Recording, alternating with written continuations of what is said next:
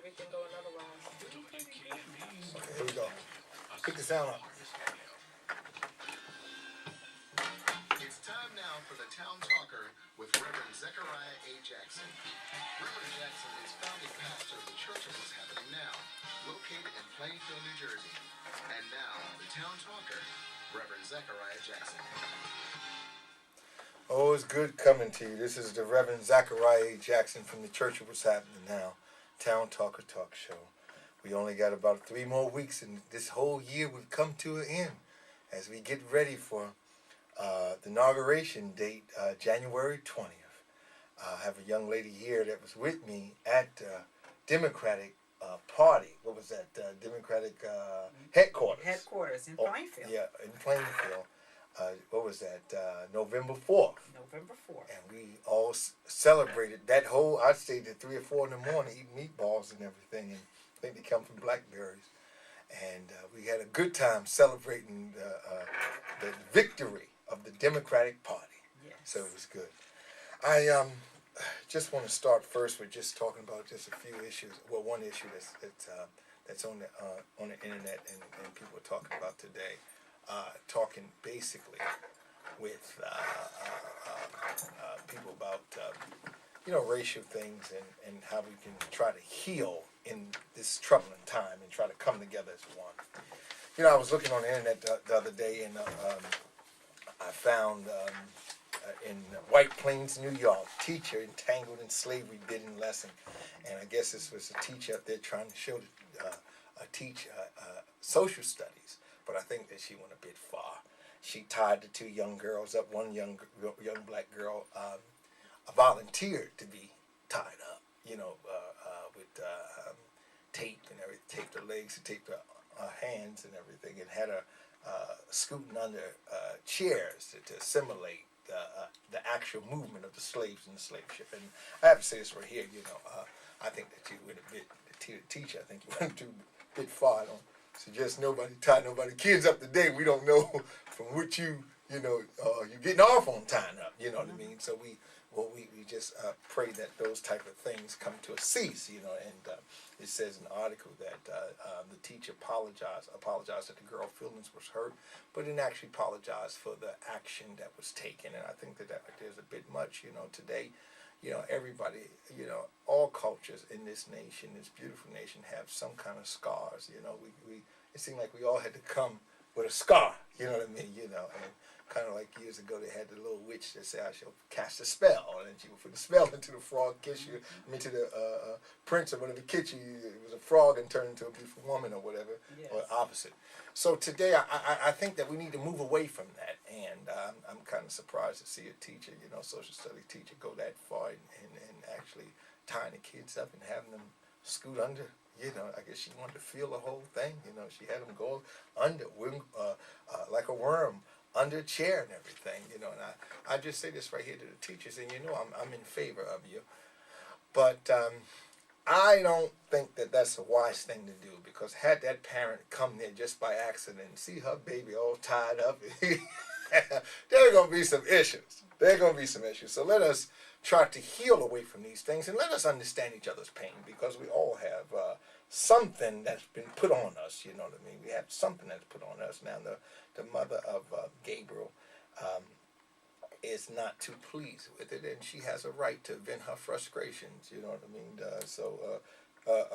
Thumbs up to the teacher. Come on, teacher, you can do a little bit better than that. I think you can be a little bit more descriptive in your teaching. You see what I mean? Maybe a little less. A little less descriptive, I imagine, right? In your teaching, you don't have to be so grammatically more correct and, getting deep into it. You know what I mean? Let that go for the stage. They have stage like Crossroads Theater. I think they do a slavery thing and everything. Yes. They got that wax slave thing down in Baltimore that you can go through, that wax museum, and you can feel the whole thing if you just need to feel it. I just don't think little kids need to feel it like that. They don't need to, know it exactly like that. You know what I mean? I think that, you stepped over the line, and let us try to get things together and not be so underhanded like that right there, because I was touching myself, and I guess I can't get off of it. I'm going to move to something else. I have a young lady with me talking about the Guardian Connection. It's a magazine. Her name is Gloria. What's your last name again? Durham. Gloria Durham, as in Durham, North Carolina. That's right. Gloria Durham, and she's talking about the Guardian Connection, which is a magazine that deals with the many issues. I'm gonna let her explain. Also, I have Nicole Simpson Yes, sir. with me today. Pleasure to be here. Yes. All well and good. Absolutely. All right. Absolutely. Got Nicole Simpson in the house. We're just going to leave that alone.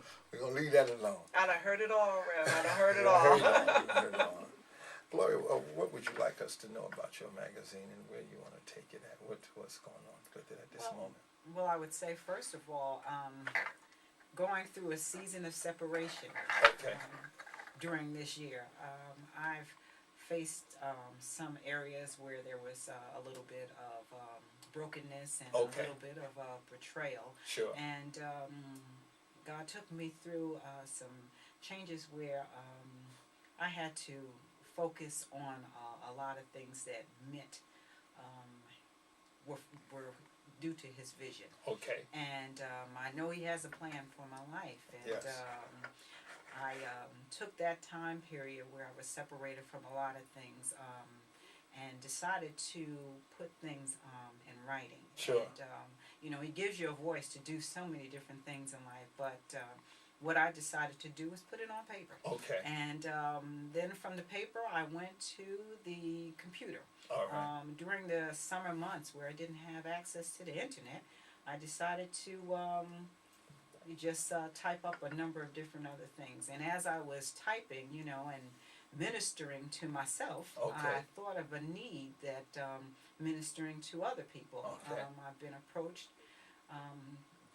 by a number of different individuals who had issues in their family. And as I, like I said, ministering to myself, I thought I need to start ministering to them. And Okay. that's how Guardian was birthed. So the vision of the magazine is to...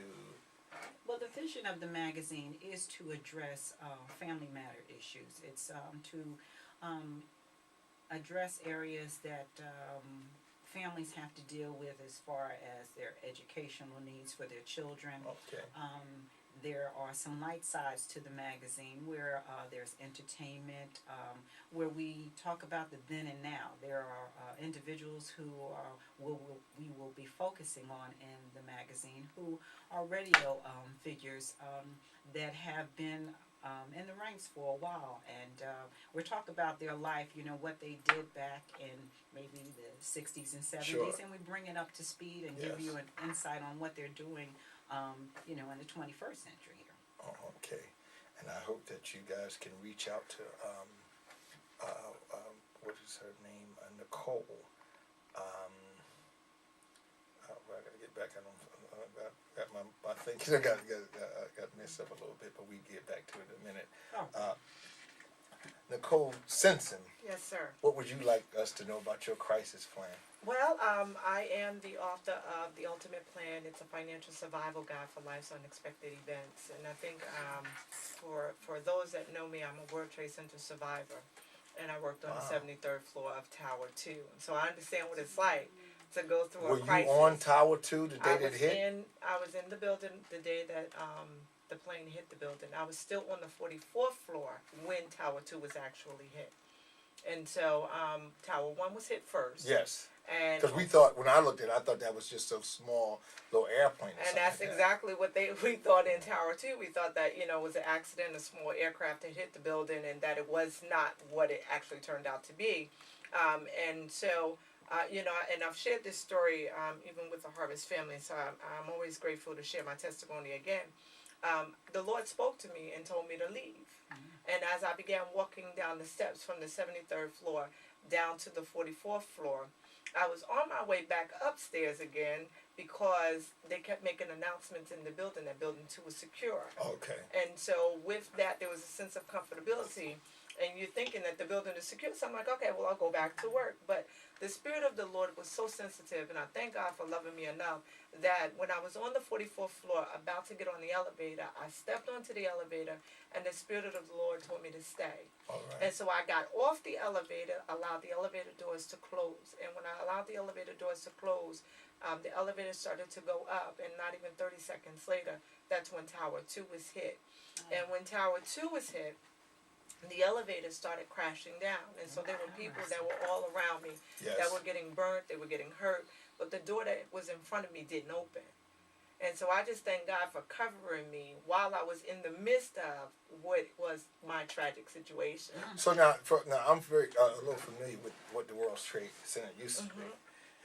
All right, you come down to the level. The common walkway, which Common is on the walkway. 44th floor, where you want to switch off to go to different elevators to either Okay. get upstairs and or Okay, downstairs. but when you got down to level 1, the first floor, which would be the street level, Right. not the train level. Right, but see, I didn't go to the street level at that time. By the time I got all the way down past the mezzanine, the police officers and the firefighters were already secured because of Tower 1. So they didn't allow you to just walk out street level. You had to go down into where the street, where the train tracks were. You had to go down to come out exit 5 My goodness. or out of building 5. Oh, So no one okay. came out of the. So the did you street actually go level. down to where the The- train tracks are at? Absolutely. At Where the the bottom N&R area. was, the Disney store, the watch store. Okay, the okay, Stop but and- all right, but that's not actually where the tracks is. No, that goes even one level further where the actual tracks are. But to get to the train station itself was where all of the stores were. Okay. That's below the ground level of the World Trade Center, where all of the stores were, with the strawberries Okay. and But all of all right, those. when you would take that train, if it coming from Exchange Places, would be the last stop in Jersey, and then it would come into World Trade Center. Now that right there is actually the bedrock. Is something deeper than that? Well, no, that's the lowest level Level. there. Okay, But then you when didn't go that level. No, I didn't Okay, go okay, that that's what I'm far. trying to No. establish here. I went to the level that's right above that. Okay, so you right, come out of okay, there, right. you come right there Oh, all where right, I all of understand, the stores understand. are, and then you go up to the street level. Right, okay. Street, I think would be to the left or whatever it is. Or could probably both ways. Well, you have to get off. What we had to do was we had to come out of Building 5, and so Okay. Building 5 was where the Krispy Kreme was and the Barnes and Noble bookstore was at. Yes. And so that's where we wound up having to go out of that exit. Wow. You couldn't go out of any of the other exits. Okay, wow. And Praise so God, yeah. I'm continually thankful to God because I know that my life is on purpose and full of purpose, and that's really what prompted me to write the Ultimate Plan, a Financial Survival Guide for Life's Unexpected Events, because I had the opportunity to learn firsthand, experiential. I always had the expertise, but experiential is that we are all going to suffer some level of trial or tribulation in our lives. Yes. And sometimes children of God don't know how to recover from that. And so That's we right. get, comfortable in the wilderness, and God didn't destine for us to stay in the wilderness. We might have had to go through something Sure. in order for us to go over to the other side. But He never meant for it to cripple us in our life or in our activity. But so many of us don't know how to pick up the pieces after suffering a catastrophic event. And so that's really where the book was birthed from. Oh, okay. Do you have a copy of the book here? I do have a copy of the book. We'll get back to you in a minute. I want to come back to you, Gloria, and talk. What I was mentioning was Natalie Cole. Yes. Natalie Cole is going through, some things Yes, today. she had gone through some changes years back as well. Yeah. But she has more.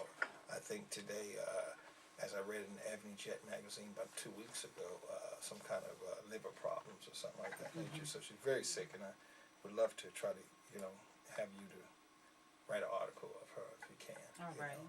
And who's your friend that you Okay, have? well, I also have with me one of the writers for the magazine, and her first article that she's writing for the magazine is on preparing on higher education, and her name is Quinita Good, and she also is a author herself. She's written a devotional book. Quinita? Hi, it's good to be here today. I first met Gloria about almost a year ago now. Okay. And I was pursuing work, and she had a human resources, and still does, a human resources service. And I was looking for a job, and she really helped me out in Sure. a lot of different ways. I ended up working for her part-time for a short stint, and she noticed my writing, and she Okay. said, you know, I have this idea for a magazine. I'd really like you to write for the magazine.